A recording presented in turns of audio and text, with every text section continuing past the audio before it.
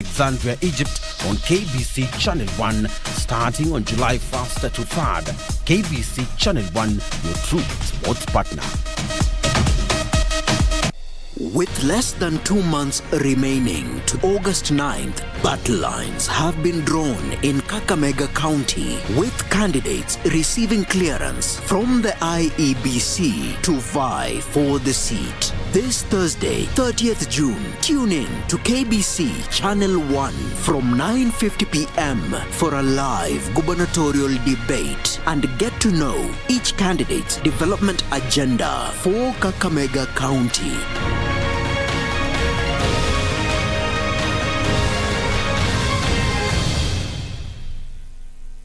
Kupata lazima nishike. Kama sikiza tune yako, bonyeza *811 *962 hash. Lazima nishike mapema. Nisipo mapema utakasirika. Unajua mimi nikiwa mtu ya marathon najua niko na experience kabisa. Niko na experience. If you don't hurry, you will not break the record. Okay, wacha nishike simu. Kupata lazima nishike, bonyeza *811 *962 hash. *811 *962 hash. The Postal Corporation of Kenya Staff Pension Scheme and Staff Retirement Benefit Scheme will be holding its annual general meeting on 30th June 2022 at the Hilton Hotel Ballroom from 9:30 a.m. The event will be live on KBC Channel 1. Postal Corporation of Kenya Staff Pension Scheme. My pension, my comfort.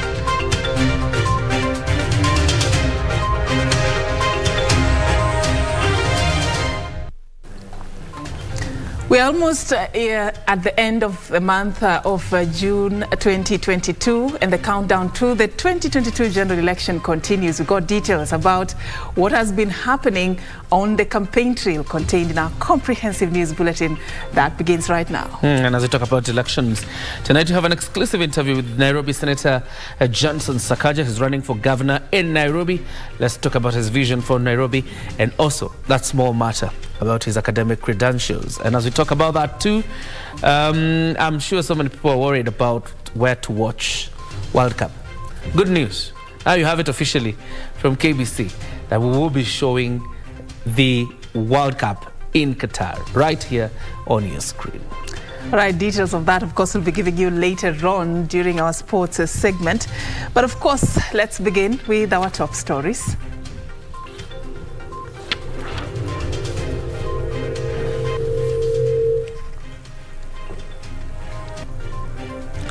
The manual verification of voters will be the last resort, assures the Independent Electoral and Boundaries Commission.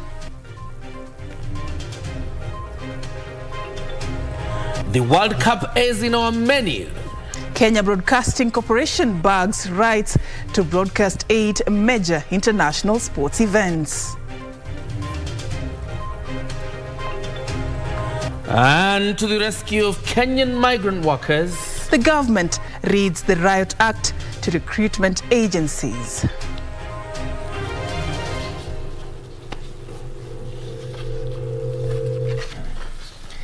Lensa Dingo is our sign language interpreter. My name is John Jacob Kioria. Welcome to the broadcast. All right, let's begin with our top story. The Independent Electoral and Boundaries Commission has maintained that the manual voters register will be used as a last resort in the upcoming general election. Speaking during a consultative meeting with the 4 presidential candidates to iron out election concerns, IEBC Chief Executive Officer Hussein Marjan affirmed that adequate measures have been put in place to guarantee the efficiency of the electronic voter identification information and that the biometric system remains the primary method. Kamche Menza has details of that report.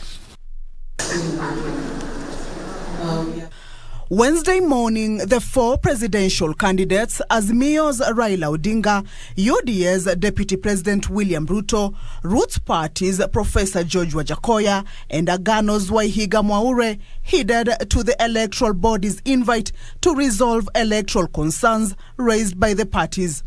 The mode of voter identification and results transmission path took center stage.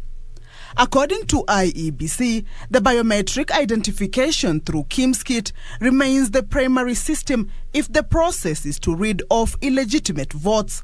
When you identify voters through technology, the system automatically archives.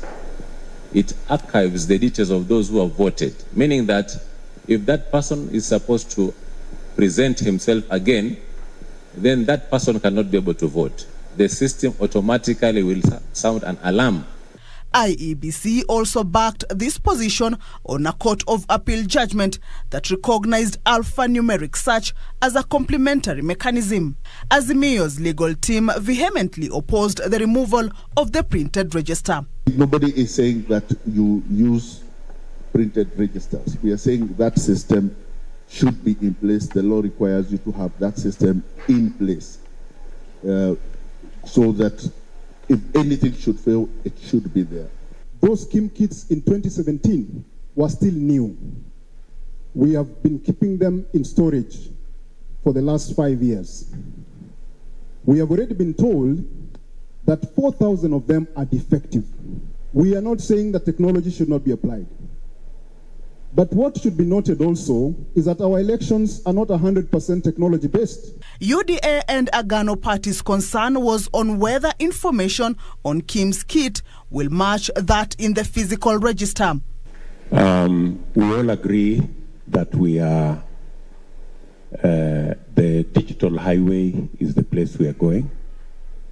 We support your commitment to the electronic register. We are trying to move our parties to also have nominations.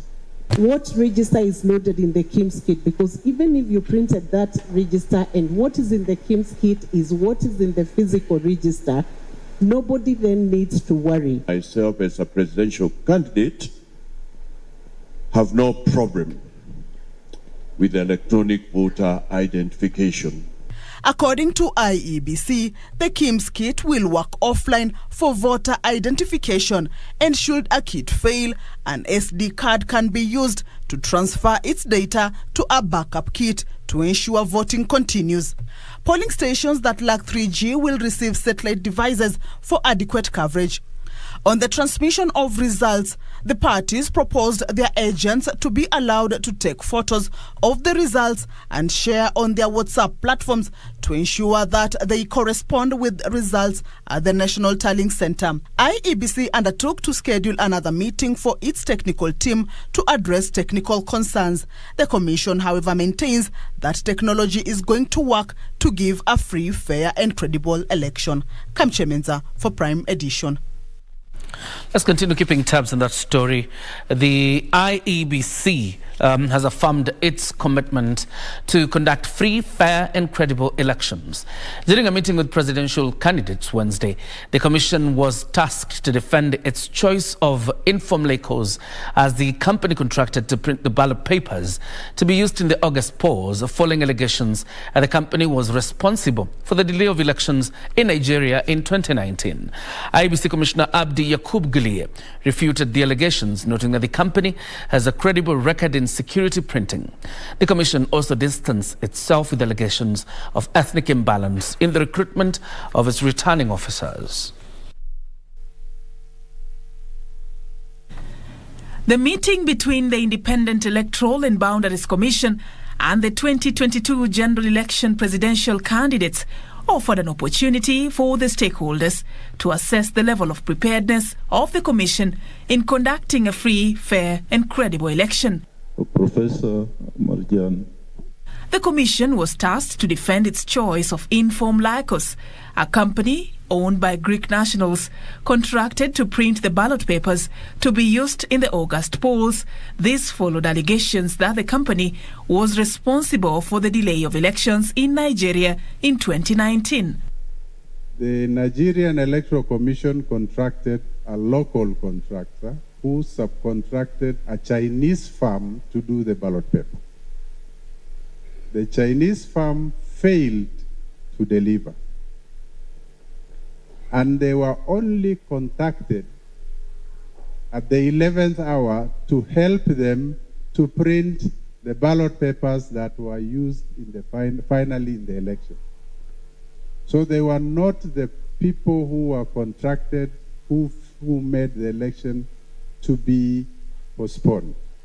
Concern was also raised over incidences in the previous elections where party agents were kicked out of the polling stations, a move that the candidate said risks compromising the transparency of the process. This agent stands up at the polling center.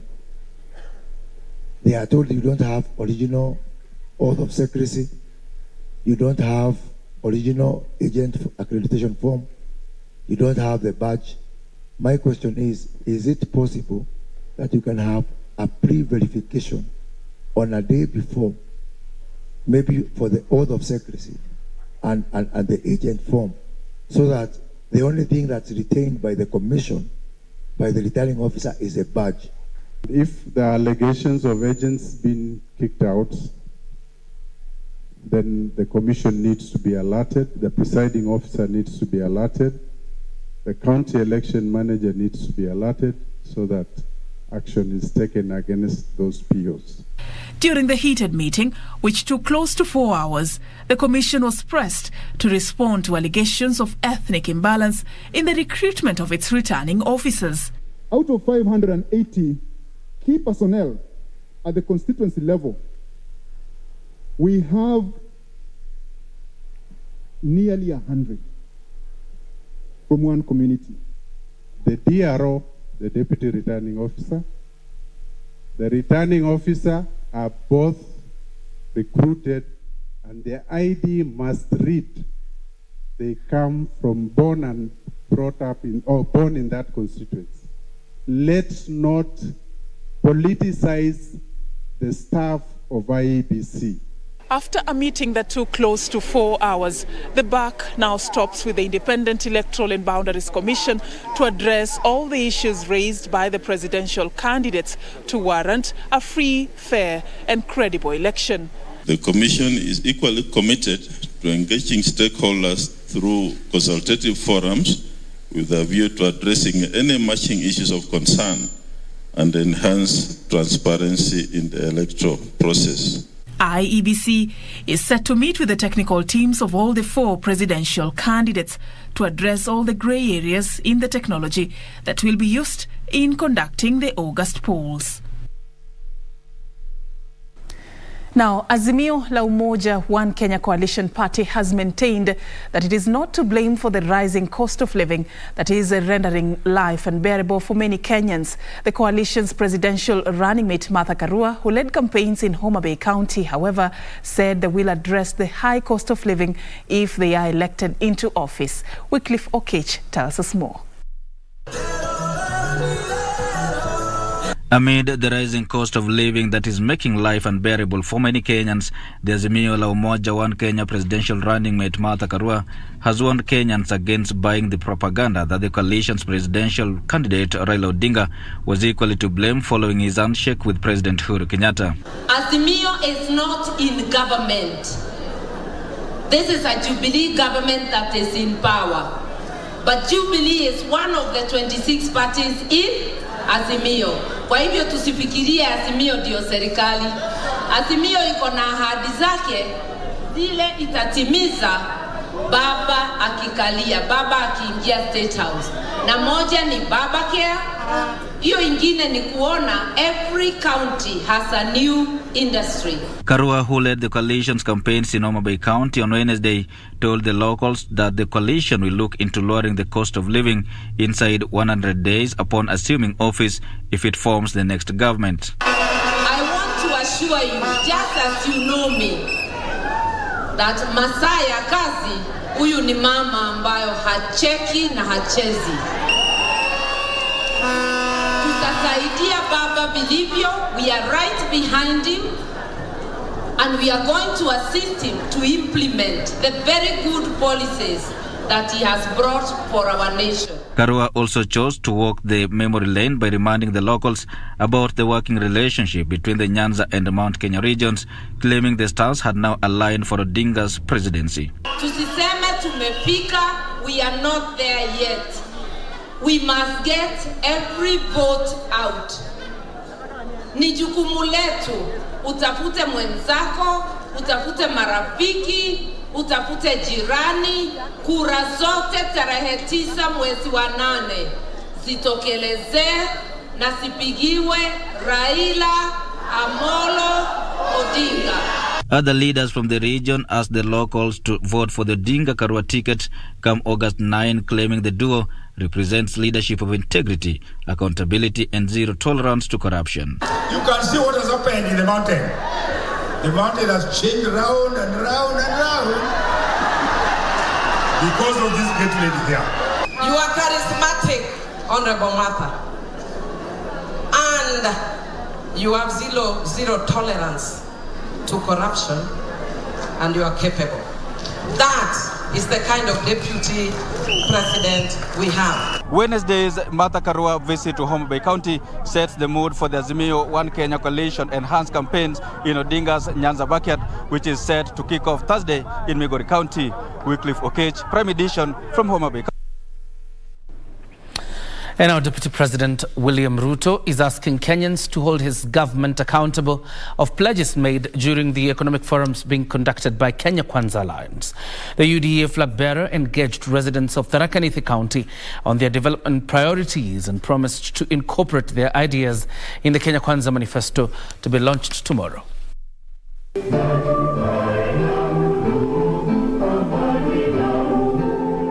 Kenya Kwanza Alliance, led by Deputy President William Ruto, held economic forum with Tharaka Nithi County residents to understand priorities they would like the alliance to deal with should it clinch power in August polls. Ni vipi kilimo ya mwananchi wa Tharaka Nithi munataka ishughulikiwe?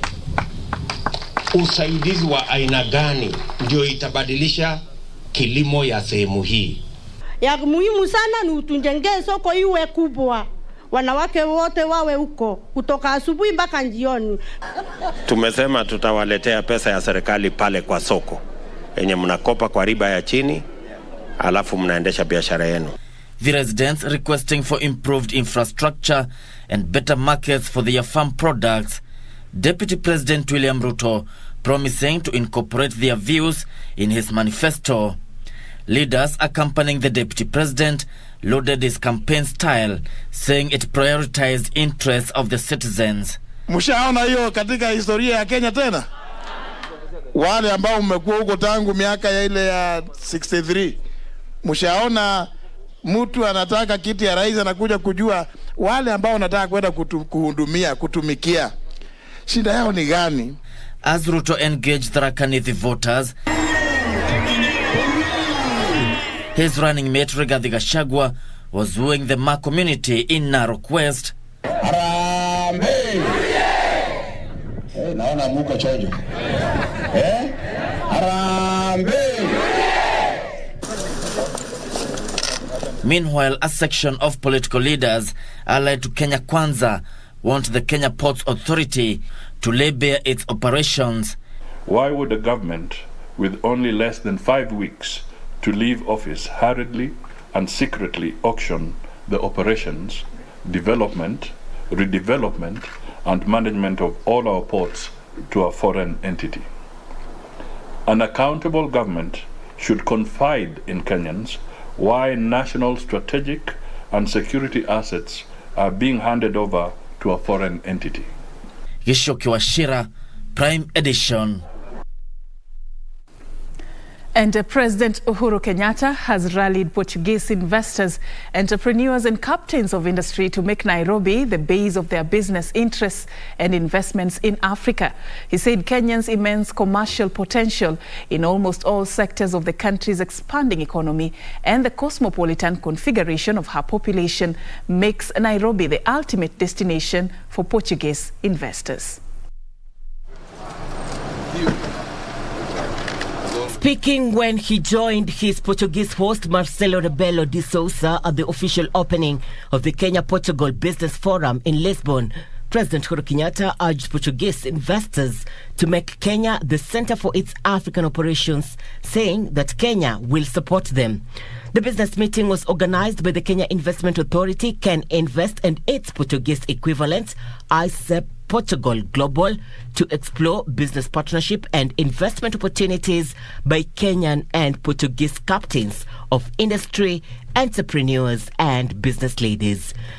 As we bring our business leaders together, you come together in an environment where your two governments have already shown a very strong desire to create an enabling environment for you, our private sector, who are the key in terms of engagement of our people-to-people relations. The president regretted that despite the two countries having a long history of bilateral ties, the volume of trade flow between Nairobi and Lisbon remained low. President Uhuru Kenyatta pledged continued government support to Portuguese investors seeking investment opportunities in Kenya, saying his administration had established a conducive business environment. On the available investment opportunities in Kenya, President Kenyatta encouraged Portuguese investors to consider tapping into the country's thriving ICT, health, and infrastructure sectors. We have very strong ICT credentials. We have a very strong, young, technically savvy population and generation. So our startups are there. What we need to do is to ensure that these startups now become unicorns and are able to compete in the global environment. President Uhuru Kenyatta underscored the importance of the strong Kenya-Portugal partnership, saying the relationship is anchored on long-standing political, cultural, and economic ties. On his part, President de Sousa assured Kenya of a forever partnership with the government and the people of the Portuguese Republic. To visit Portugal, the first Kenyan president ever to visit Portugal, but mostly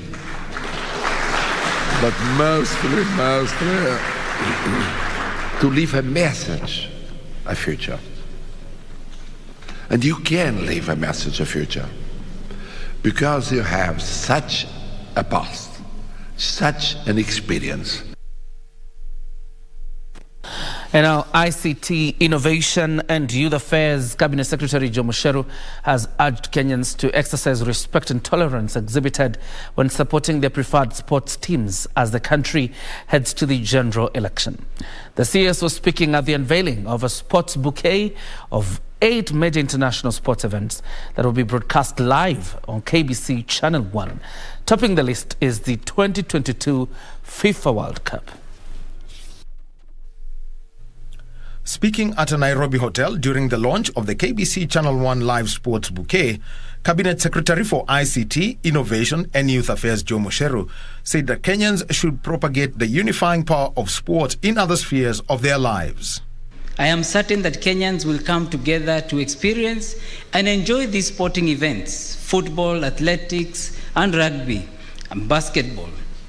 They all attract a diverse set of audiences that will cover close to 100% of our population. The CS affirmed that the government will continue supporting KBC's transformation. Equipping KBC with broadcast equipment, personnel, updated ICT infrastructure to ensure its success always remains a priority, not just for me in the ministry, but even for the President. Through ongoing institutional reviews, the government has developed transformation strategies to revitalize the operations of KBC and the Postal Corporation of Kenya. The chair of the KBC Board of Directors, Engineer Benjamin Mainge, said that the unveiling of the KBC Sports Bouquet is in tandem with the station's rebranding. This could not have come at a better time. The board has recently revamped and continues to oversee the upgrade of KBC broadcasting infrastructure. And that has seen improvement in the quality of our images on television. We have now better sound, and consistently we have steady signals around the country. KBC Acting Managing Director Samuel Maina said the bouquet will revamp the sports content on KBC's radio, television and online platforms. Those who love sports will have unlimited access to either watch or listen to their sporting events wherever they are. KBC is committed to ensuring uninterrupted free-to-air broadcast through various platforms I have outlined. You sit, watch, you sit, listen, or take it with you on the go on your mobile. He appreciated the government support to KBC. We appreciate the government of His Excellency President Uhuru Kenyatta for continued support accorded to national broadcaster over the years to improve our capacity in broadcasting activities as well as improving the welfare of my staff. NOC President Paul Tergat said that such sporting events will enrich the brand. It is a partnership that when we work together, we want to see that KBC become where it used to be, changing with time and giving us the content that we want to see every day. KBC has free-to-air rights for the FIFA World Cup, FIBA Basketball World Cup qualifiers, Kenya vs South Africa Rugby League tests, the Senior and Under-20 Athletics Championships, the World Half Marathon Championships, the Commonwealth Games and the DFB Pokal that will commence this Friday, the 1st of July and run till May 2023. For Prime Edition, I am Daniel Wahome. That there is what you call a big deal because it's not just the World Cup, but there are several other sporting events that run all the way up until 2023. But the biggest question one faces whenever there is World Cup around is, KBC inaonyesha World Cup? Now there goes the answer. World Cup equal KBC. When we say that we are your true sports partner, that is exactly what we mean. But then again, this broadcast continues. There is still a lot that we have lined up for you. Absolutely, including business and sports. And later on, we have a conversation with Nairobi Senator Johnson Sakaja, running for governor in Nairobi. Don't go too far.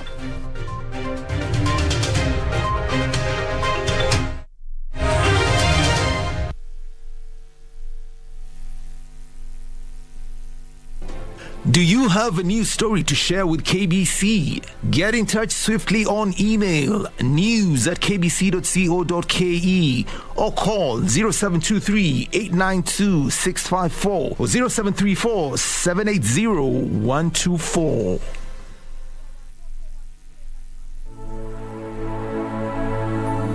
Every day, over 15 million members are transforming Africa.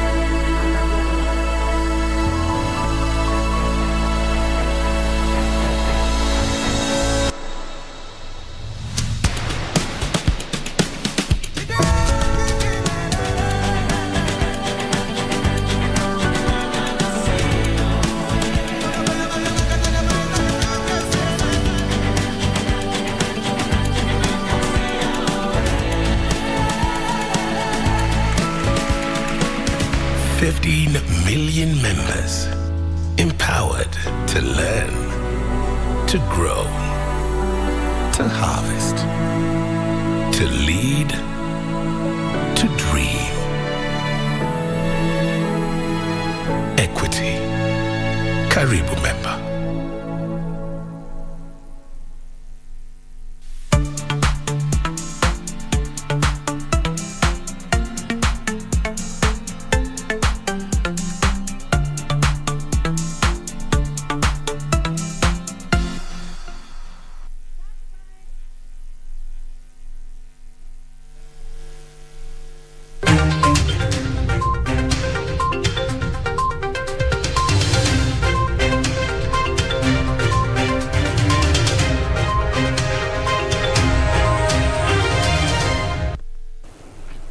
Welcome back and thank you for staying with us. Now on to more political news. Nairobi gubernatorial candidate Polycarp Igathe now says he will focus on improving education and avail an environment for businesses to thrive if he is elected the governor of Nairobi in the August 9th polls. Speaking in Roysambu, Nairobi County, after endorsing Wahinyainya as for Member of Parliament seat, Igathe at the same time called on Kenyans to vote for the Azimio One Kenya presidential candidate Raila Odinga, saying he is the best bet yet for Kenya. The Jubilee Brigade was in Roysambu, Nairobi County on Wednesday to drum up support for Ihenya Ndirango's bid for the area Member of Parliament seat. It is here that Nairobi gubernatorial candidate Polycarp Igathe called on Nairobi residents to elect him, promising to give more priority to education by building more schools and boosting small-scale businesses. Igathe na Kaloki wanawahakikishia ya kwamba njaa na umaskini itakuwa imesahaulika. Tutapeana chakula kwa watoto wa shule katika vitongoji duni. Wale walikuwa my supporters hapa Roysambu na Kasarani ya kwamba I'm supporting Polycarp Igathe as our governor 100%. Na tunajua governor tumekubaliana ni Polycarp Igathe. Si tumesema ni Igathe. The leaders who accompanied him called on Kenyans to vote for the Azimio One Kenya presidential candidate Raila Odinga if they want the cost of living to come down. Tunataka mufike hiyo siku ya kupiga kura, tunataka mufike ile siku kuona ile kazi Azimio la Umoja under the Baba presidency itawapatia. Uhuru Kenyatta na Baba wameangalia Central Kenya vizuri sana. Kama wanaondoa ushuru kwa unga ndio bei ishuke chini. Mulisikia hamukusikia? Hiyo ndio serikali ambayo tunataka. We want a responsive government. Ile ambaye watu wakilia kiongozi anasikia kilio yake, si ndio? Elsewhere, political differences have continued to emerge within the Azimio la Umoja campaign team in Migori ahead of Raila's Odinga's tour of the county. Aspirants affiliated to other coalition parties from the region have expressed dissatisfaction over the manner in which the presidential campaign is being managed in the region. Team leader wangu, party leader wangu, amesema mwaka huu tunasupport Mheshimiwa Raila Amolo Odinga akuwe rais wa 5 wa Jamhuri ya Kenya. Lakini wenzetu wa ODM wanajaribu kufanya Azimio kuonekana kama ni ODM. Na nimesema nataka kurudia hapa pia. Ni kwamba sisi tukiwa kama watu wa Kuria, those who claim they have not been invited perhaps are new in politics. In politics, invitation is received through announcements. I therefore want to unequivocally announce, I want to clearly state that this is a rally. All residents and stakeholders of Migori County are invited. Finally, Azimio la Umoja campaign board chairperson Nderitu Muriithi has supported the use of manual register as a backup in the upcoming elections, saying it will help resolve challenges occasioned by technological mishaps. We accept the electronic register. But we also know when you create a system, you have to have a redundancy. That is why a motor vehicle has a spare wheel. So, what is this so difficult in having the manual register? Because if the technology fails, then you revert to plan B, which is a manual register. Timothy Kipnusu for Prime Edition. And now Labour and Social Protection Cabinet Secretary Simon Chelugui has read the Riot Act on unscrupulous job recruitment agencies that unlawfully fake migrant workers or take migrant workers abroad, subjecting them to abuse and human rights violation. Chelugui said the government is committed to ensure safety, respect and protection of human rights of its citizens. Speaking in Mombasa during the launch of an oversight and community feedback mechanism between the Kenyan government and International Organization for Migration IOM to address issues of unethical recruitment, the CS stated that the government was committed in the protection of migrant workers abroad. An appropriate action will be meted on anyone who operates outside this arrangement. Let this serve as a warning to any agency out there that is planning to flout the laid down procedures. Waswahili wasema chuma chako ki motoni. There will be no mercy and no sympathy to any agency who will try to operate underworld. Chelugui added that only 40% of the private agencies involved in labor migration are registered. The Labour CS saying the launched website and the toll-free line 0800 222 223 will ease access to information, procedures, processes and status of the recruiting agencies and migration of labour from Kenya to destination countries. The Ministry will be happy to see more professionals join the recruitment agents industry as we shift our focus from domestic workers to export of skilled labour. Indeed, we have already received requests from the government of Ethiopia to propose to them a number of recruitment agencies based here in Kenya, whom Ethiopian recruitment agencies can partner with. As IOM, we committed to support the government of Kenya on migration management and also to promote the rights and well-being of migrants as well. Statistics from Labour Ministry say approximately 4 million Kenyans are working abroad.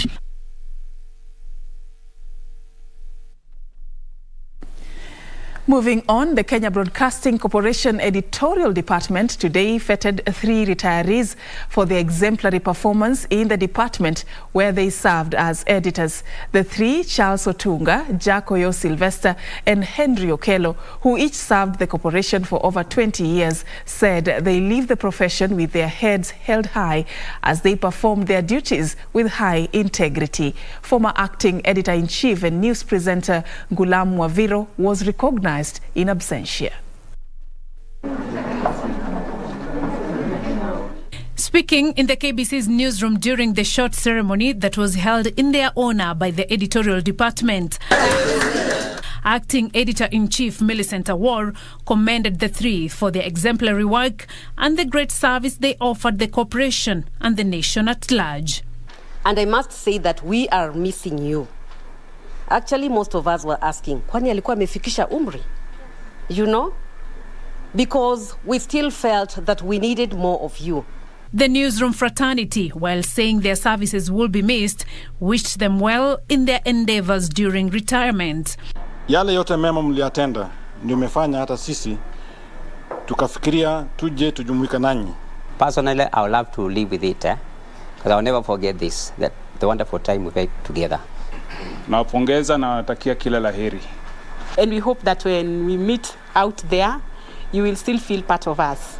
The 3, Charles Otunga, Jacoyo Sylvester and Henry Okello, said they were honored with the opportunity to serve the nation for over 20 years each, saying they carry great memories that they will cherish. Na hivi sasa jina Jacoyo Sylvester watu wanakuambia kwamba it was a household name. Mahali popote nilipokuwa nikienda, nilikuwa nikiheshimiwa na nikipatiwa ile hadhi yangu.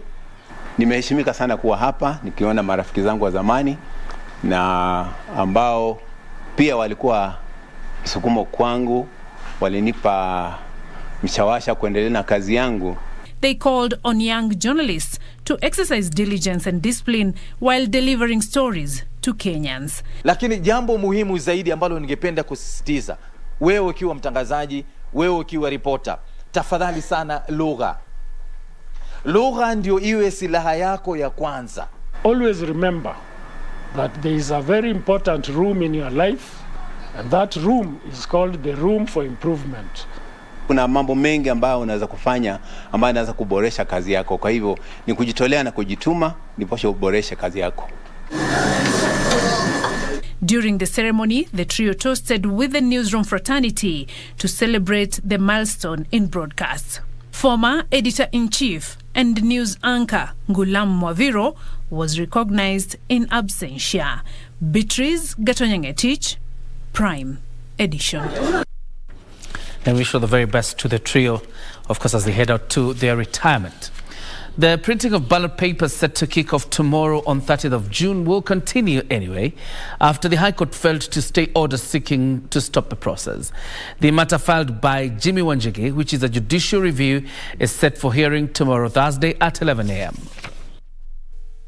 As the clock ticks against time, the fate of aspirants with cases pending in court remains in limbo as the Independent Electoral and Boundaries Commission is set to kick off printing of ballot papers on Thursday, the 30th of June, 2022. One case is that of presidential aspirant Jimmy Wanjigi, whose matter is pending before the High Court, with Justice Jairus Nga allowing for the judicial review to be had tomorrow at 11 a.m. Wanjigi is challenging failure by the IEBC to clear him to vie for the top seat in the country. Meanwhile, the High Court has acknowledged the withdrawal of a letter by the Commission of University of Education revoking the degree of Nairobi Senator Johnson Sakaja, as it had been indicated that the matter is still under investigations.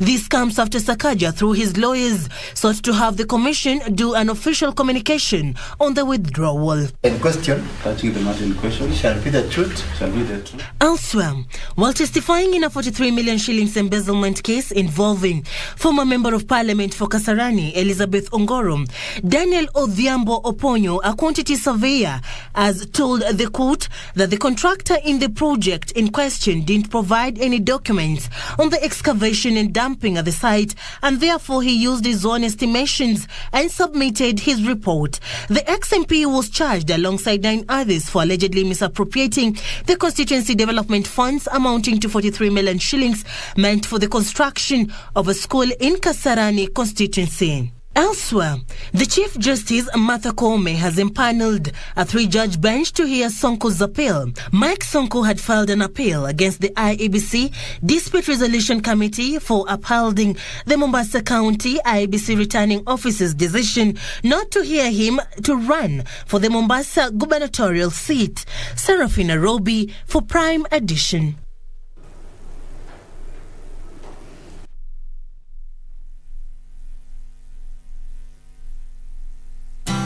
Wakati unapotunza upendo na utamaduni, ni halisi inakuwa tundo la maisha.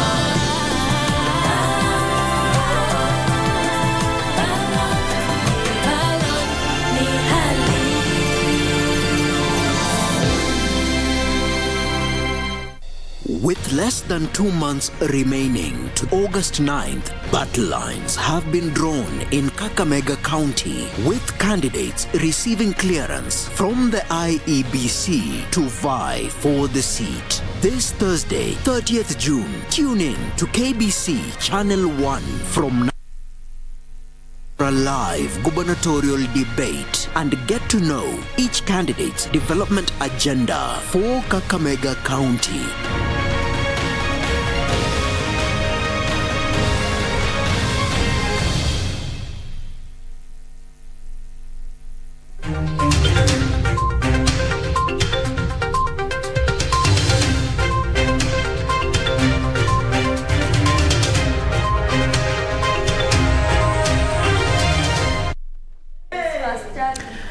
All right, now let's move this forward. Driven by the desire to join the acting team in campus, 2 students, young and in love, are faced with a challenge that abruptly ends their relationship, putting their acting career at crossroads.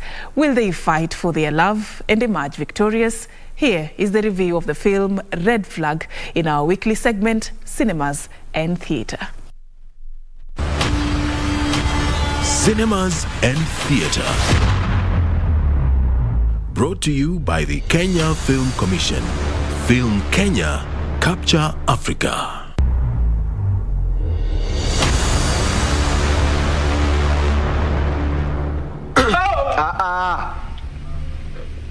From the top and action. Red Flag is a story of campus students trying to venture into the acting. Hey, Richard and Karen. It follows Natalie Githenji's decision to take the bull by the horns and delve into the cause of the mysterious death of her best friend Rose Kehiga, which not only jeopardizes her relationship but puts her on harm's way. To freeze to death. Too much secrets. Do you know what they do? they cost you. In her quest, she seeks evidence from John Asia, an army officer, that causes disagreements between her and James, her partner, who eventually decides to terminate the relationship, which in the end affects their acting career.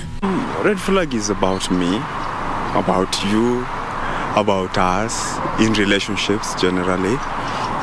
The nitty-gritties that we miss, in relationships. It's basically a story about campus students who are actors trying to make it in the field of love.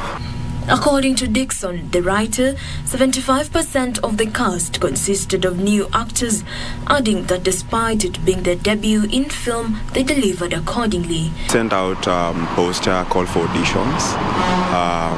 Casting director Bonaprota Karani did his job, got actors. And I can tell you a few, like 75% of the actors are first-time actors. We shot for 9 days.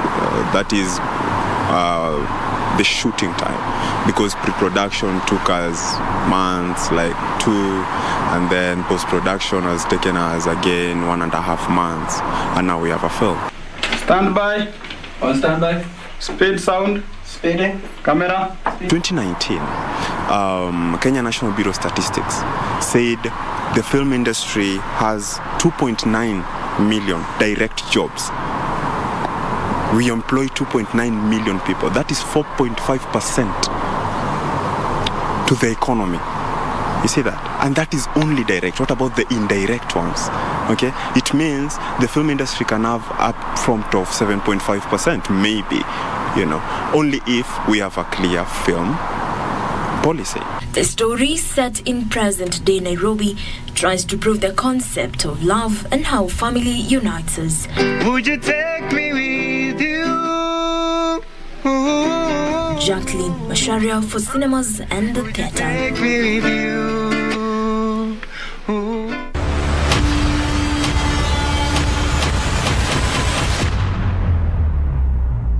Cinemas and Theatre. Brought to you by the Kenya Film Commission. Film Kenya, Capture Africa. Cinemas and Theatre is coming to you every Wednesday. It's time for us now to switch gears. Yes, indeed, it is time for us to switch gears, and now we are handing you over to Betty Kiptum for the latest in the world of business. Thank you, Serfine and Kioria, for handing it over to me to bring you the business news. My name is Betty Kiptum. Let's get right into it. Now, county governments have received a cumulative 3.2 trillion shillings as an equitable share of revenue since the fiscal year 2013-2014 to date. While launching the latest and third edition of county fact sheets, the Commission on Revenue Allocation says that the money disbursed is evidence that counties have so far been consistently enjoying the benefits of devolution despite teething problems at different rates of absorption for various counties. Our reporter Alan Aoko is on standby to break down the numbers for us. You see that far? The latest county fact sheet by the Commission on Revenue Allocation shows that the devolved units are also struggling to absorb budgetary allocation, where the development vote is the biggest casualty. As we unveil this fact sheet, the main issue here that every Kenyan should ask themselves is really, have you gotten value for this money? You need to know how much has come to your county. Ask yourselves, what has this money done in your county? And all these facts are available to you. We have seen the first few years were very difficult. County assemblies didn't understand their legislative role. We saw in a number of counties where they didn't enact new finance acts every year, which is a requirement. It's a legal framework that counties use to correct revenues. But we have done a lot of trainings, a lot of induction for assemblies, and I can confirm that by the end, towards the end of the last 5 years, we have seen a lot of improvement in that regard. The report shows Kiambu County has been the biggest receiver of conditional grants from the national government in the 10-year period at 6.4 billion, with Samburu receiving 1.7 billion shillings. Counties like Turkana, Marsabit and Nairobi enjoy the lion's share of the 3.2 trillion shilling equitable share of revenue to date. Some of the challenges counties are facing include matching staff with qualifications needed for fiscal planning. Number one is employment of very well trained and experienced financial officers in our counties. Most of our CEC finance or chief officer finance, they are not, some of them don't even have a basic degree in accounting. They have not done a certified public accounts course. Yeah, they are not trained at the Kenya government, School of Government in Kabete. I think the first thing counties must do is to employ competent staff. In the report, Nairobi contributes 2.2 trillion shillings or 28% to the Kenyan economy. Mount Kenya region as a bloc contributes 1.8 trillion shillings or 23% to the national economy. The Nyanza Western region contributes 1.5 trillion shillings. In other parameters, Kiambu was found to have the lowest poverty levels as a result of proper absorption of allocated revenue with Thika Town, leading in this regard. Murang'a County was found to have better access to safe drinking water. Well, that is Alan Aoko's report, voiced by Hibak Said. Moving on, Kenyans can now leverage smaller wind turbines to harness household energy and substitute for other energy solutions. The turbines that are a smaller radius and portable can be placed on building tops to use wind for energy production. Energy experts are, however, saying that innovation uptake in the energy sector has been low in Kenya due to low funding in the field of research and energy innovation. Kenya stands out among African countries when it comes to wind energy production. The Lake Turkana wind plant has a capacity of 310 megawatts, making it the largest project of its kind on the continent, with 365 wind turbines, each with a capacity of 850 kilowatts. According to the Energy and Petroleum Regulatory Authority, 73% of the country experiences wind speeds of 6 meters per second or higher at 100 meters above ground level. However, Kenya's energy commercial readiness has been found to be low. The Principal Secretary at the State Department of Energy, Dr. Gordon Kihalangwa, says research has not been adequately funded to ensure innovation in the energy sector is sustained. He added that the research is critical in the development of clean energy and urged energy institutions to look into the possibility of increasing research funding. The government put in so much money, maybe because the resources may not be enough.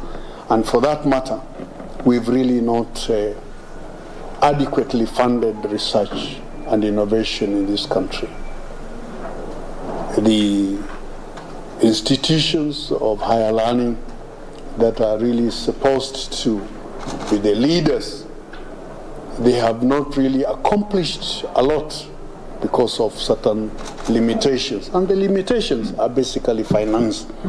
According to research they conducted by the Jomo Kenyatta University of Agriculture and Technology, energy innovations uptake is not very high among Kenyans, saying there are various energy technologies that can be harnessed by Kenyans to power their households. Among the innovations is a smaller wind turbine that can be put on building rooftops that uses wind to produce power. Part of the promotion of renewable energy in Kenya, one of the things we are doing is we do project implementation on renewable energy.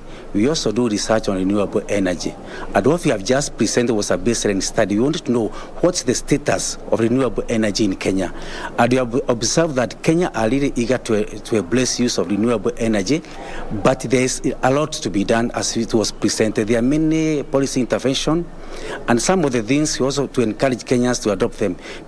Wind, in terms of huge wind parks, that is really well established with the Kipeto, the Lake Turkana, and even the Ngong being very key examples of that. However, the small wind, using small wind systems, those wind turbines with a radius, an area of less than 200 square meters, That one is not well taken up so far, because our thinking was, we suggested that the thinking should move towards small wind turbines that can be installed on top of buildings. Reporting for Prime Edition, I am Teresa Mutai. Thank you, Teresa Mutai, for that report. Now, the government is banking on various irrigation projects to alleviate hunger in Turkana County. The irrigation projects, once completed, will put more than 50,000 acres of land under irrigation. The National Irrigation Authority has said already more than 10,000 acres of land are under irrigation in the expansive county. For many years, Turkana County has always been in the news for all the wrong reasons. The expansive county has been a victim of drought and intertribal conflicts due to a lack of pasture. But these cases have been reduced thanks to the various water ponds and irrigation projects being constructed in the county. Irrigation ilikuja ikaamua kubadilisha hii misitu kakuwa mashamba ya irrigation. Sasa hii hatuko na kazi mingi tena vile tulikuanga nazo, sababu wakati ile vile tulikuwa tunafanya na mkono, kazi ilikuwa ni kazi mingi, sababu madhengi, mara maji, vitu mingi ilikuwa imekuwa inaharibika. Lakini sasa hivi vile sasa dalili yenye tuko sasa hii si mbaya sana vile. Katilu is one of the irrigation projects that has gone a long way in solving water, food and pasture problems for the locals. The irrigation scheme has also become a source of peace and cohesion between Turkana and Pokot communities.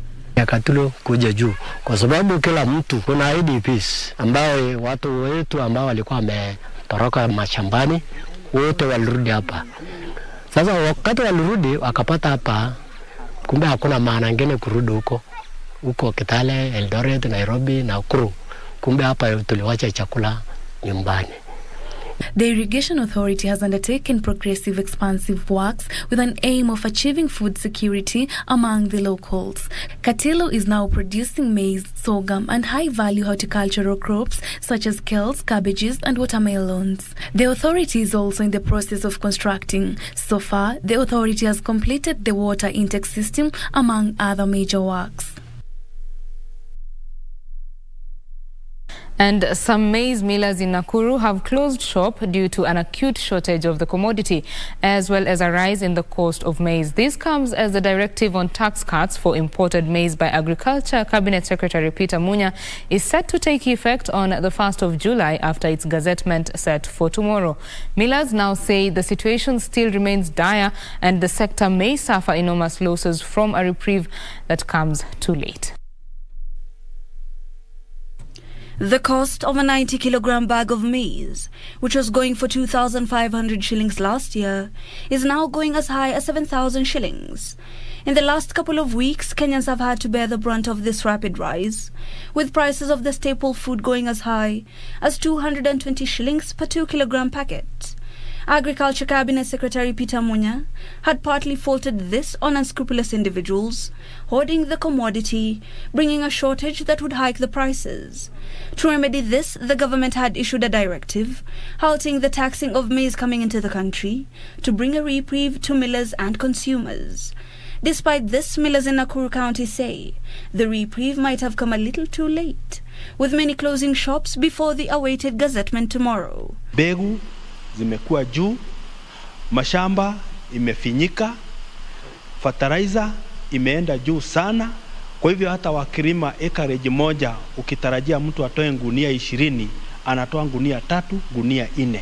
Chairman of Small and Medium Scale Millers in Nakuru, Samuel Waweru, says millers are abandoning the venture at an alarming rate, citing an inability to afford importing the goods. The millers are now appealing to the government to make provisions for players in the sector. Tegemeo ni mvua ndio hiyo ilichelewa. Ya pili, jua ndio hii limewaka. Ile mahindi ambayo watu walipanda ndio hiyo inaendelea kukauka kwa mashamba. Fertilizer wengi walipanda bila fertilizer. Kwa hivyo hiyo mimea ni mimea dhaifu. Hakuna tarajio la hata mazao la mwaka mwingine. Itakuwa shida kubwa sana kwa sababu Kenya nafikiri ni watu ya ugali peke yake wengi. Na hiyo ndio inasababisha hata mahindi kuwa kidogo. Hibak Said for Prime Edition. That story by Hibak Said brings us to the end of business news this evening, but sports news is coming up with Karen Kibet. My name is Betty Kiptum. Do have yourself a lovely night. Bye-bye.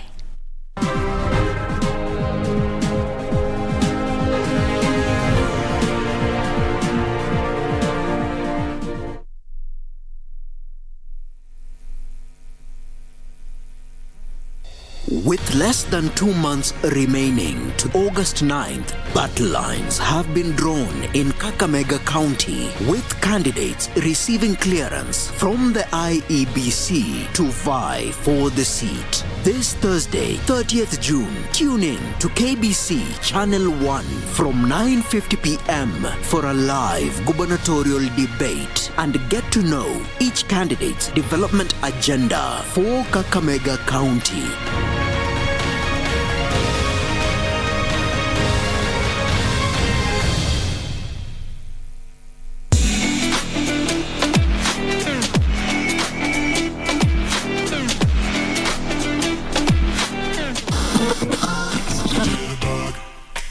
I'd like to officially welcome you to the coolest club in the 254. In other words, this is the best way to... The Africa FIBA 2023 World Cup qualifiers enter the third phase from July 1st to 3rd. Kenya will contest for the coveted World Cup slots when it takes on hosts Egypt, Democratic Republic of Congo and Senegal. Guess who's on it? Woo!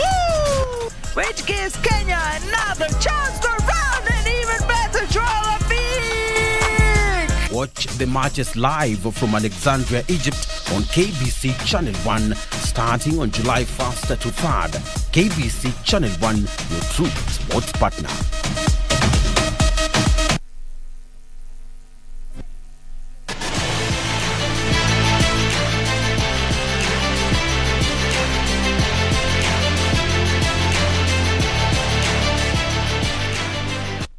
Welcome to KBC, your true sports partner. My name is Karen Kibet. Now, the national para-powerlifting team comprising of Joyce Wambui and Helen Wawira says they are targeting a podium finish in the forthcoming Commonwealth Games in Birmingham. The Games will be televised live on KBC Channel 1 between the 28th of July and to the 8th of August this year. Joyce Wambui was the first Kenyan para-powerlifter to win a medal in the Commonwealth Games after winning a bronze medal in the plus 61 kgs during the 2014 edition in Glasgow. Nilikuwa nimejaribu michezo kadhaa. Si kuingia tu powerlifting. Nilikuwa nimejaribu michezo ingine, lakini nikaona ya kwamba huu ndio mchezo ambao nina passion nayo. Inatoka tu kwa moyo, sisukumwi. Natamani tu niwe pale kwenye bench nikisukuma hizo chuma. Kwa hivyo ni kitu nimependa mwenyewe. She also participated in the subsequent edition in Gold Coast, Australia in 2018 and finished third in the heavyweight category. Helen Wawira finished fourth in the lightweight category in Gold Coast. She went on to become the first Kenyan female para-powerlifter to qualify for the Paralympic Games in Tokyo in 2020, where she finished fifth in the under 41 kgs. Powerlifting nilianza 2015 ambapo nilikuwa nimeenda mkutano wa disability ambapo tulikuwa tunafunzwa jinsi ya kukaa na ulemavu na mambo ya kujikubali.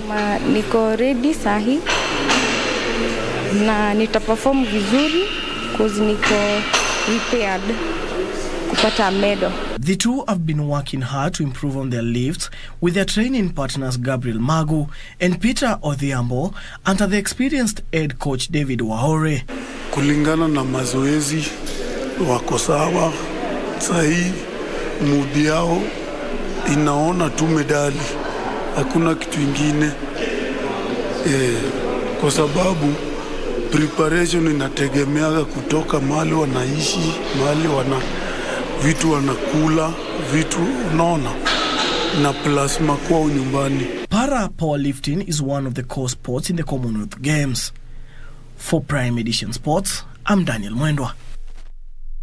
Thank you, Dan, for that report. Moving on, the second round of the FIBA Africa World Cup qualifiers gets underway this Friday in Alexandria, Egypt. Kenya will open their campaign against DRC Congo this Friday at the Borg El Arab Arena in Alexandria. The Kenyan team coach. And finally, American tennis player Serena Williams is unsure whether she will play at the Wimbledon again, but says Tuesday's first-round exit has motivated her for future Grand Slams. The 23-time major winner lost to France's Harmony Tan in a 3-set match as she returned to Wimbledon after a year out with injury.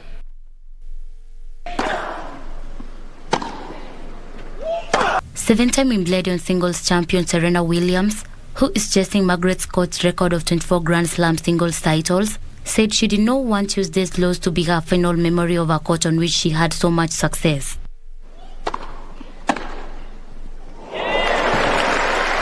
Williams faced Tan almost a year after limping tearfully off centre court, having hurt her right ankle in her first round match against Alia Cassandra Sasnovich. But after losing to Tan, Williams hinted an appearance at her home major, the US Open, which begins in late August, could tempt her to continue training. Don't be afraid to be different, and don't be afraid to stand out. And yeah, I think that's been me. Ranked number 1, 204th in the world following her enforced absence, the American great added that, if anything, her performance against Tan had served her as fuel to continue. I love changing the game. I think that's, something that I never kind of set out to do. And then somehow I did it. For Sports News, I'm Dion Mogire. And Mogire's report brings us to the end of the sports news tonight. I'll see you tomorrow with more sports news. My name is Karen Kibet, but the broadcast is not yet over, as I do hand you back to Kioria and Serfine for more. All right, and that is how we also want to put a cap on it. But remember, very great and informative interview that Kioria is lined up for us. Absolutely. I had a sit down earlier with the Senator for Nairobi, Johnson Sakaja, now running for governor in Nairobi. Of course, I asked him about his academic credentials as well as his plan for Nairobi, if indeed he is in the ballot. Here is that interview, but for us, we put a cap at this point. We'll leave you with that interview. My name is John Jacob Kioria. Have yourself a good night. And Ms. Serfine Achieng Oma, our sign language interpreter for the night, has been Lensa Odingo. Have a good night and enjoy watching this.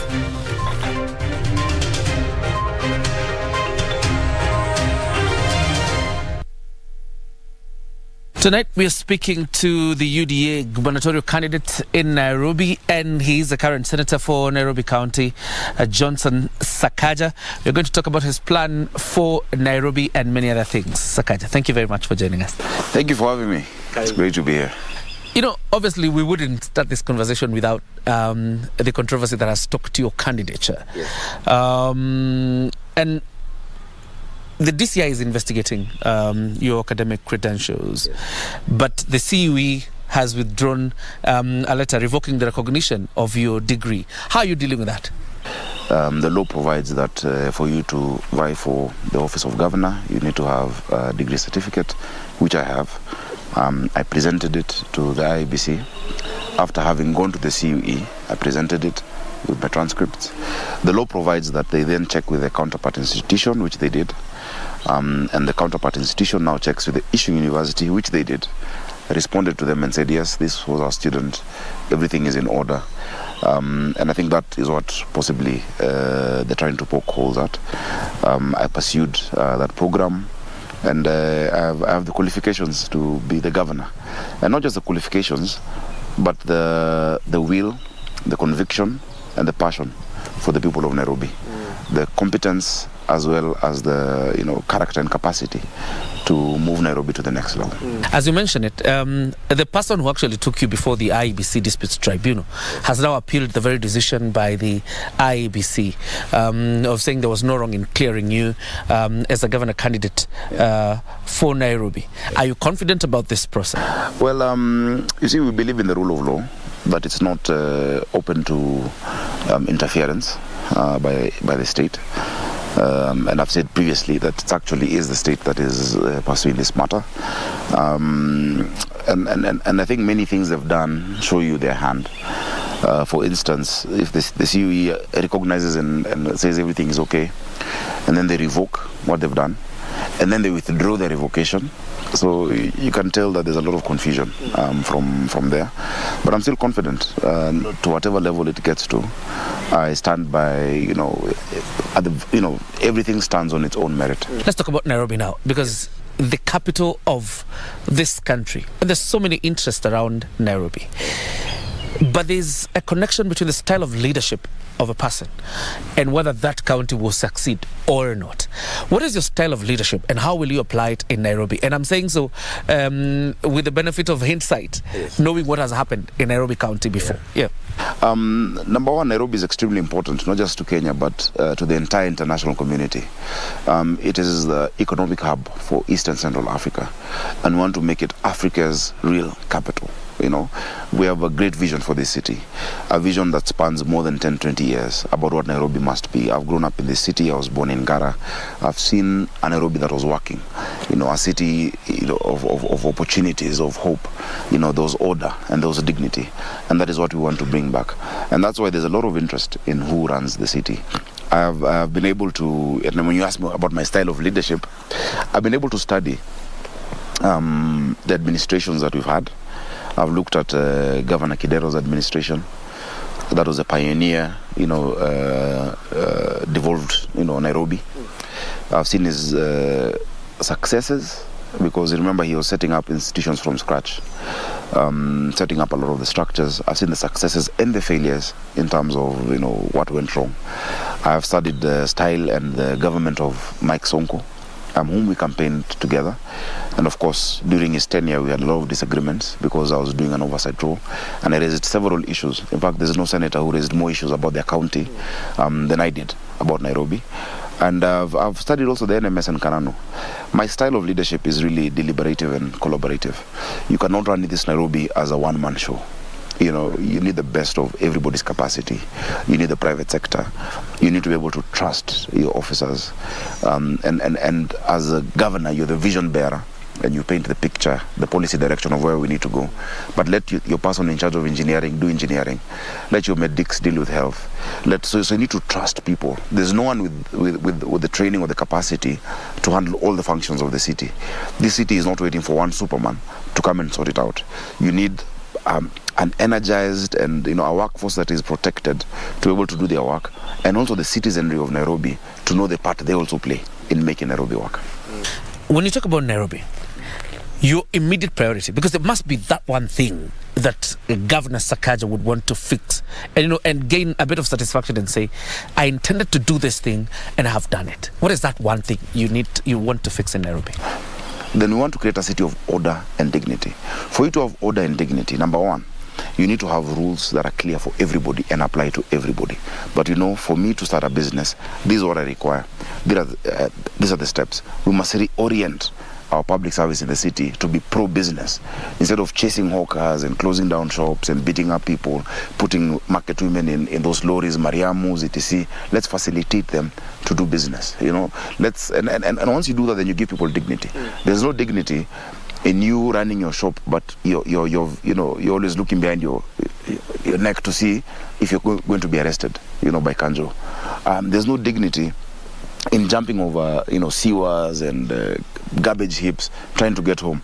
There's no dignity in waking up your children at 4 a.m. to get to school at 8 a.m. because of traffic.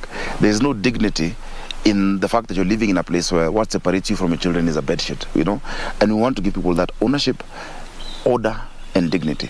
So there are many, many programs that then come into that. Whether we're talking about water, whether we're talking about traffic management, whether we're talking about the cleanliness. We must clean our city. We're going to talk about that. It's important you're getting in to those things. But first, let's talk about licensing, because you've talked about it.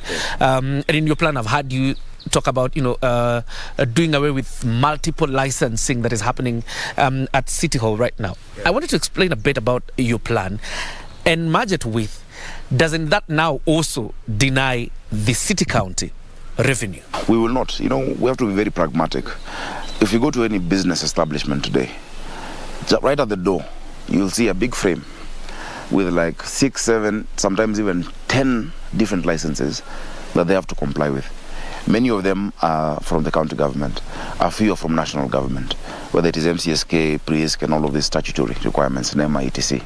What that does is that it takes away the time of that business person to focus on actually making money to complying. And so those become very many avenues of corruption. Because today somebody comes to inspect whether you have the business permit. Tomorrow somebody else comes to inspect whether you have environmental license. The next day somebody comes to inspect whether you have the fire license, where you're paying 4,500 shillings to get a certificate. The certificate will not stop a fire. So what we've said is we're going to consolidate them.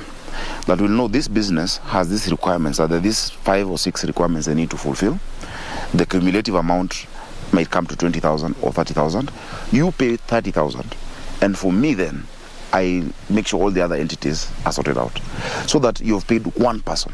You've paid the county government. Once you've paid the county government, there is only one person who does the inspection.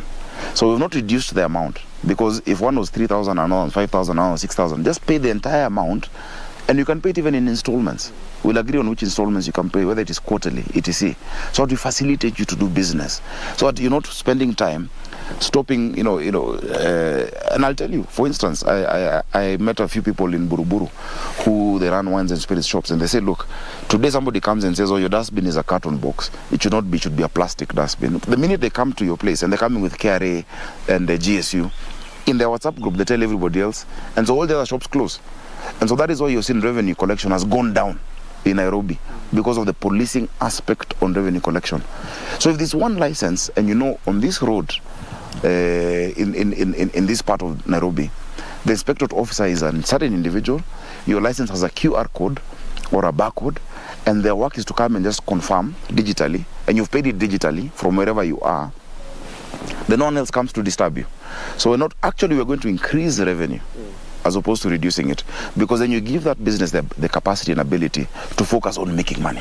Yeah. There's a language synonymous with City Hall, yes, which will be your office if you're elected as governor. What will it? Cartels. Yes. How do you plan to deal with that very language of cartels? And sometimes it looks like it's a perception, and then almost looks like a reality, because it appears like there are people hell-bent on controlling every aspect of service delivery in Nairobi. I've said numerously that cartels, or the word cartel, is normally an excuse used by leaders who are either lazy or number 2, who are part of them. The first way of dealing with cartels is not to be part of them. You can't have a cabal of like 10, 15 individuals putting the lives and livelihoods of 5 million residents at ransom. So the first thing you do is number 1, have very clear rules, and dissociate from them. That yes, maybe you are doing this garbage business or you're doing health business, etc. These are the rules. If you comply with them transparently, you'll be able to operate. Number 2, reduce the human interaction with cash. And that's why I'm saying we digitize. We must digitize and automate all our revenue streams. We have more than 150 revenue streams, and very few are digitized. So digitize them and have the tendering process for everything very transparent, that anyone can see and participate. Now, if you're able to play within those rules, we will work with you. But I will not sacrifice at the altar of expediency, whether it is political expediency or financial expediency, the livelihoods and the lives of the majority of my residents and my voters. So that's how we will deal with them, and sector by sector. It'll take time to change that culture. It's a culture thing, it's a value thing, when we're dealing with many aspects, whether it is water, whether it is garbage collection, whether it is our health systems, whether it is drugs, etc. In terms of our pharmaceuticals, we just need to have everything clear, and these are the rules. If you're able to participate, and people comply. Look at what happened in the education sector. People had to comply when you stand firm. Many of the people in City Hall, and I've sat with them here, I've had meetings with the county government workers, they just say, but so long as we have political cover from the governor, so long as we know that you will not let us, you not throw us under the bus, we're ready to implement rules. But what has happened in the past, somebody starts very well, very clear, this is what I want to achieve, and then because of pressure, they let go. And that's why the governor of Nairobi needs to be an extremely resilient person. You must be resilient. You must be able to have the political skills to withstand pressure, so long as you know you're doing the right thing. And as a leader, if you're doing the right thing, never fear being misunderstood. If you're doing the right thing and your conscience is clear, keep doing it. They will understand later. That is why Mishuki was able to succeed with the Matatus during his time. Of course, it didn't last.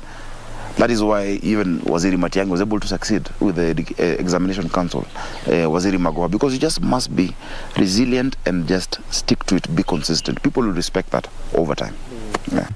Revenue collection, you've spoken about, automating revenue collection. You have been Senator Nairobi. Probably you can tell us some of the areas where you think there's pilferage because of the lack of automation. But most importantly, there has been an attempt, particularly by the Sonko administration, to automate revenue collection. But still at some point it failed or didn't live up to the expectations of revenue collection. As Senator, I've had a bird's eye view on a lot of the loopholes that have been there in the county. You realize, and as I've said, very few revenue streams are automated. And so, because there's this intention to keep an active cash office, because that is where you're able to, before money is banked into the county revenue fund, there's pilferage, So the first thing we'll just go from the day one is to automate fully all the revenue streams. A lot of background work has been done. It's just execution, and there's been an unwillingness to do that by both NMS and the county governor. Number two, Governor Sonko actually tried. If you look at the highest collections of Nairobi historically were in 2016, where we hit 12.6 billion. Right now, with KRA collecting our taxes, and remember they're getting a commission from the revenue in Nairobi. They're getting a commission, what for? But with KRA doing it, together with the GSU, they are hardly hitting 8 billion. So you must give credit where it's due.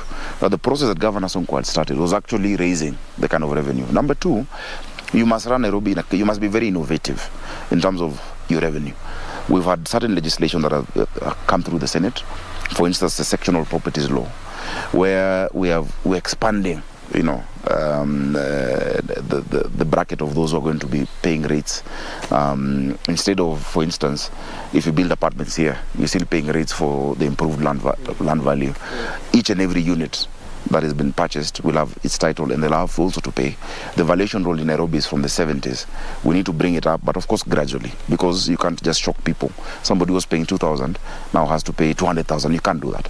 And so gradually we'll do it, and I foresee us being able to move our revenue up from the current 8 billion to 53 billion. It is possible in the first 2 years to do that.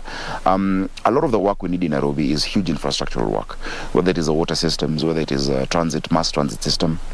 And so we need to be able to have an infrastructure bond. We need like 200 billion from the get-go. Otherwise, you'll just run Nairobi like a cashier, that you get money, you pay salaries, you have very little left for development, and people are collecting taxes to pay salaries. We cannot have that. We need to see this is what Nairobi needs in the next 10, 20 years. This is the phase one, this is the phase two. And so we need to be innovative. If you look at cities like Johannesburg, they're actually even listed, We have Kenyans, I've spoken to Kenyans around the world who are willing to participate with their remittances on specific projects in their capital because they feel a connection with Nairobi. Healthcare, because it's a very important aspect in Nairobi, because there are times when city council dispensaries used to work, and this is the sources of primary healthcare in Nairobi. Nowadays is a very painful story. Because Nairobi County has the advantage of being complemented by the national government in terms of the facilities around Nairobi, but for primary healthcare, what is your plan if you're elected governor? The hospitals are ours, the doctors are ours, the drugs we're buying them, we can be able to subsidize the cost of healthcare for those people. So the first thing is health financing. Many people's lives get impoverished when one person gets sick. You've worked as a family, you've put in some investments, you've moved on, then your mom gets sick and everything goes haywire because of not contributing for health insurance. So health financing is critical. Number two, the medical personnel, the human resource aspect of it. We don't have enough practitioners, and the ones we have been stuck at certain job groups. Many are not being paid, and I know them by name. I've sat again with them here, the health workers in Nairobi, clinical officers, the nurses, even before we get to the doctors. We must make sure that they're taken care of properly. Of course, realistically, we can't give them millions, but realistically, their CBAs have not been honored. They're demoralized, and they're the face, they're the person who the Nairobi resident meets when you go to Pumwani. They're the one you meet when you go to whichever hospital. You find possibly in Pumwani, they don't even have a place to have lunch or tea when they're overnight, when they're staying there overnight. There's no canteen. So take care of the human resource issue. Number three, the supply chain of pharmaceutical and non-pharmaceutical, inputs. There's no private hospital that has a shortage of Panadol or an excess supply of malaria queen because of technology. Because once you know that we're dealing with this commercially, you must be able to tell that this part of the city requires this kind of drugs. That based on the information, and I spoke about a chip, we have information that people have been coming with this ailment, the stocks are being measured based on time, based on the demand. So we'll have to deal with our shortfall with KEMSA. I'm glad that even within Kenya Kwanza we say that we'll deal with that monopoly, so to get drugs that are cheap price and available and accountable. You cannot go to a hospital and they tell you, hakuna dawa, enda huko nje. So just the stock, managing the stock of our supplies and knowing what is needed where. using technology. And finally, the health information management system. Based on that chip and that information, when you go to that Mutuini, or when you go to Ngara or Pangani, and you log in, the doctor or the nurse can be able to tell, this is your medical history, this is what you've been treated on for. Because many people, when your treatment is not working in one place, you go to another place, you don't say what drugs you're on.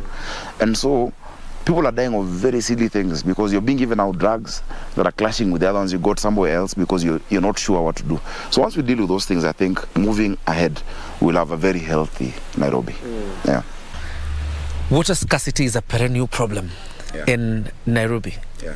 You see people carrying jerrycans in carts, either in their backs or whatever it is. And rationing is happening in estates in Nairobi. Sometimes even ending up with waterborne diseases because even of contamination. How do you plan to address the water shortage? Because I think the key priority amongst people living in Nairobi is water. The demand for water in Nairobi is 850 million litres a day.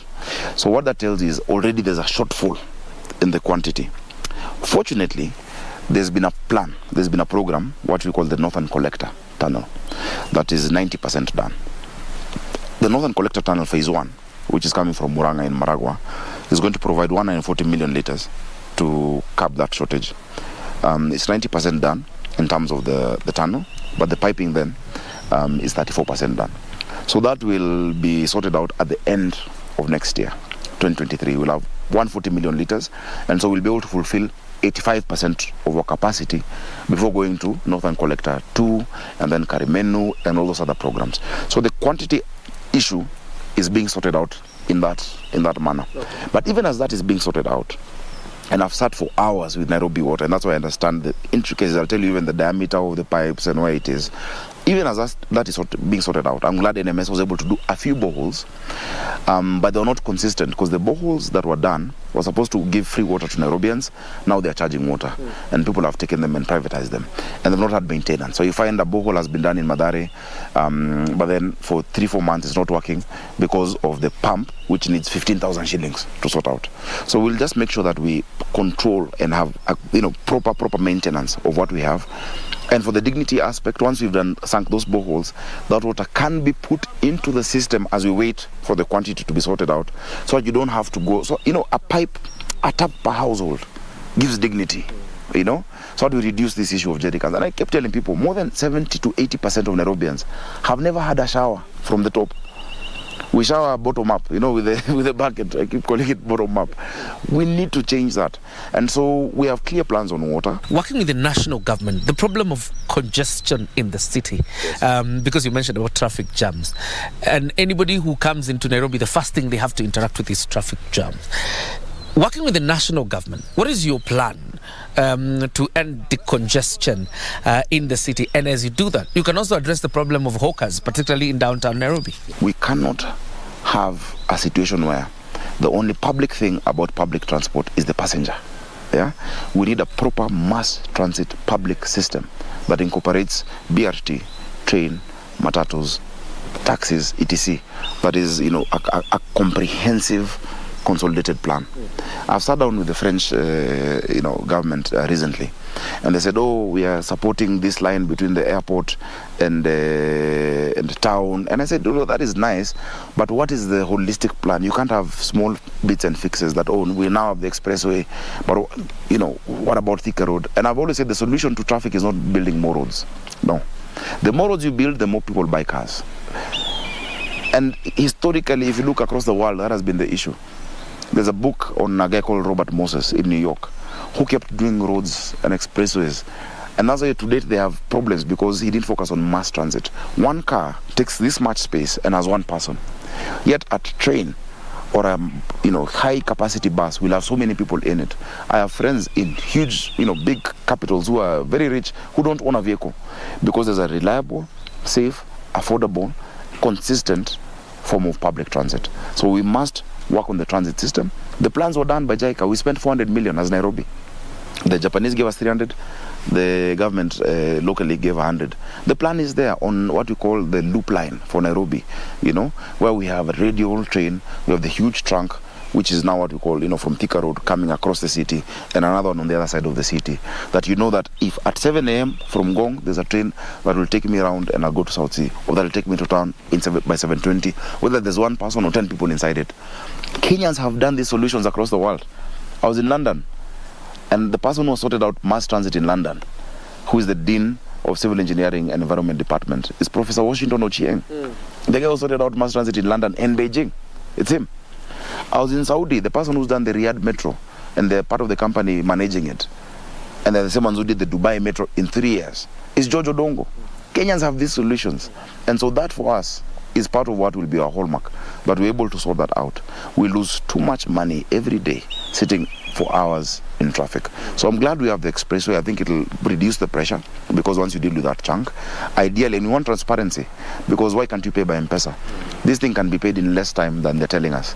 Though ideally, you needed to have, a rail line there. We can still find out ways of how to do an elevated train track. And it's something that we must partner with the national government. And that's why the governor of Nairobi must be able to relate very directly and consistently and daily with the national government. I'd like to give you a last word on that camera. Yes. And probably talk to Nairobi citizens. Thank you. I want to thank the citizens of Nairobi for this opportunity that I have been given to speak to you. For the last 5 years, I've served you as your senator. I've been rated the best performing senator in the country for 3 years in a row. I brought bills, I brought legislation, I've raised your issues in the Senate, but that is not enough. I want to have my hands on the steering wheel. I believe that together we can imagine a new Nairobi. Imagine a Nairobi that is working for you, wherever you are, that you have the opportunities to do business, you have the opportunities to raise your children in an environment that is safe, that is clean, in an environment that actually spurs their growth. Imagine if your child has the same opportunity as anybody else's child, and the same quality healthcare, the same quality of education, and the same quality of environment. That is the Nairobi I want us to imagine. So this is me. Thank you. Fantastic. Sakaja Johnson, the current senator for Nairobi and now running for governor in Nairobi on a UDA ticket. We wish you all the best. Asante sana. Of course, in the coming 38 days. 38 days. And thank you for your time. Asante. Keep watching KBC, because Kenya is one.